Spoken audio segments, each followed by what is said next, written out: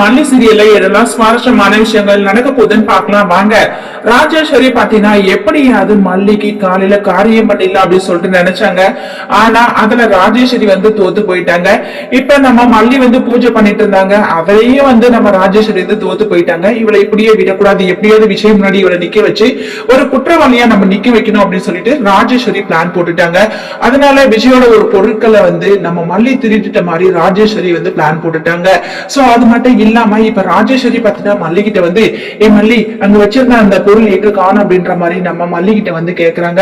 விஜய்க்கு எதுவுமே புரியலங்க. ஏன்னா விஜய் அப்பதான் சாப்பிடறதுக்காக உட்காராரு. திடீர்னு இந்த ராஜேஸ்வரி ஏ மல்லி என்ன பண்ண, என்னாச்சு, நீ அதை திருட்டிட்ட அப்படின்ற மாதிரி இந்த ராஜேஸ்வரி பாத்தீங்கன்னா மல்லியை போட்டு கண்டபடி பேசுறாங்க. விஜய்க்கு சந்தேகம் வந்துச்சு, என்னக்கா எதுக்காக சத்தம் போற, என்ன பிரச்சனை அப்படின்னு சொல்லிட்டு விஜய் கேக்குறாரு. அதுக்கப்புறம் தான் மல்லி இந்த பொருளை எடுத்துட்டா அப்படின்ற மாதிரி ராஜேஸ்வரி சொல்றாங்க.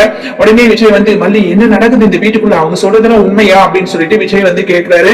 ஆனா மல்லி இல்ல விஜய் சார், நான் அது எடுக்கல, இல்லங்க நான் எடுக்கல அப்படின்ற மாதிரி மல்லி சொல்றாங்க. ஆனா ராஜேஸ்வரி பாத்தீங்கன்னா இல்ல விஜய், இவன் முன்னாடி மட்டும் நடிக்கிறா, ஏன்னா இந்த மல்லிக்கு சப்போர்ட்டிவா முழுக்க முழுக்க வெண்பா இருக்கிறா, அதை ஒரு காரணத்தை வைவை வச்சுக்கிட்டு வெண்பாவை கைக்குள்ள போட்டுக்கிட்டு நினைச்சதெல்லாம் சாதிக்கணும்னு சொல்லிட்டு நினைக்கிறா அப்படின்னு சொல்லிட்டு ராஜேஸ்வரி சொல்றாங்க. விஜய் என்ன இந்த வீட்டை நிம்மதியா சாப்பிட கூட தோணல, நிம்மதியா சாப்பிட கூட விட மாட்டேங்கிறீங்க அப்படின்னு சொல்லிட்டு விஜய் ஒரு பக்கம் சத்தம் போடுறாங்க.